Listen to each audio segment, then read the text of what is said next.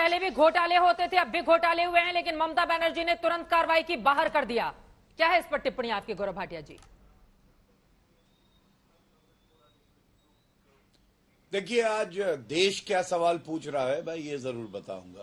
पहली बात तो ये कार्रवाई जो हुई है ये दिल से नहीं की गई है, ये तो मजबूरी में की गई है, क्योंकि भारतीय जनता पार्टी ने दिखा दिया है कि विपक्ष की भूमिका कैसे सकारात्मक रूप में निभाई जाती है। और पहला सवाल मेरा ये है, ममता बनर्जी जो मुख्यमंत्री हैं, जिनकी नाक के नीचे इतना बड़ा घोटाला हो रहा है, अर्पिता कह रही हैं कि ऊपर तक पैसा जाता था, तो ममता बनर्जी को क्या हक है कि वो मुख्यमंत्री पद पर बनी रहें? दूसरा सवाल, क्या पार्था चैटर्जी को जो पार्टी में पद मिला है उससे हटा दिया गया है?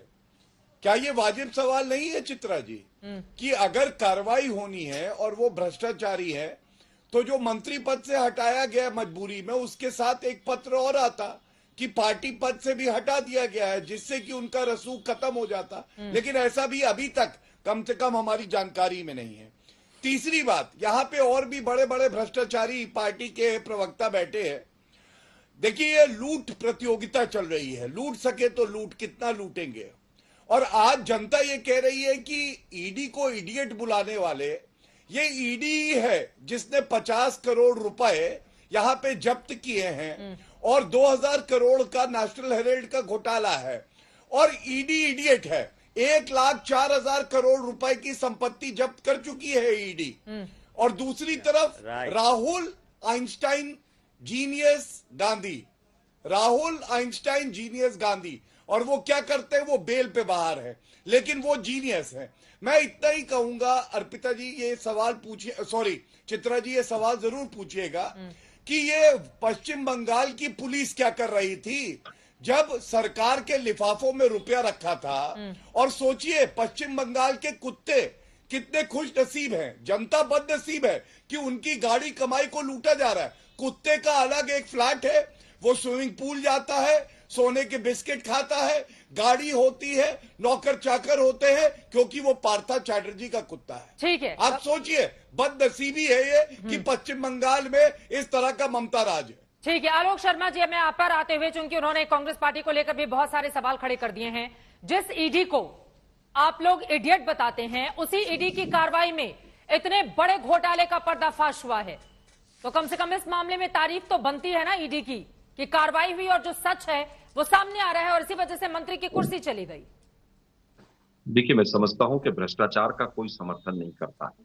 मैं 2 दिन पहले भी आपके चैनल पर था कि सख्त से सख्त कार्रवाई होनी चाहिए। इडियट तो पार्लियामेंट में उनके आंकड़ों ने कह दिया है, ईडी के जो आंकड़े आए हैं वो क्या कह रहे हैं, वित्त मंत्रालय ने क्या कहे हैं, वो सब देख रहे हैं, पूरा देश देख रहा है।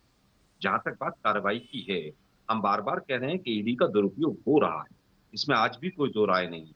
अगर वहां पर कैश पाया गया और ईडी ने एक अच्छा काम कर दिया, इसका मतलब ये नहीं है कि ईडी पाक साफ हो गई और ईडी को क्लीन चिट मिल गई। तमाम जो आंकड़े हैं वो बताते हैं कि ईडी का दुरुपयोग हुआ है। 10 साल तक प्रिलिमिनरी इंक्वायरी अगर एक जांच एजेंसी करती है तो स्वाभाविक है कि वो पूरी तरह से राजनीतिक हथियार बनी हुई है, एजेंडा बनी हुई है। अब मैं पूछना चाहता हूं बीजेपी से, बीजेपी ने मेरे ऊपर आरोप लगाए, कांग्रेस के ऊपर आरोप लगाए हैं। बीजेपी एक एफिडेविट दे कि जितने लोग ये जिनका पैसा मिल रहा है ये सब बीजेपी कभी भी ज्वाइन नहीं करेंगे। 100 से ज्यादा ऐसे भ्रष्टाचारी हैं जिनकी सीडी बीजेपी ने लॉन्च की और वो सब के सब बीजेपी में जाकर गंगा स्नान करके आ गए। हमने तो, हमारी सरकार थी तो नैतिकता के आधार पर लॉ मिनिस्टर हो, रेलवे हो, हमने रिजाइन कराए, और उसके बाद जो आज आरोप लगा रहे हैं उनको चुल्लू भर पानी में डूब मरना चाहिए।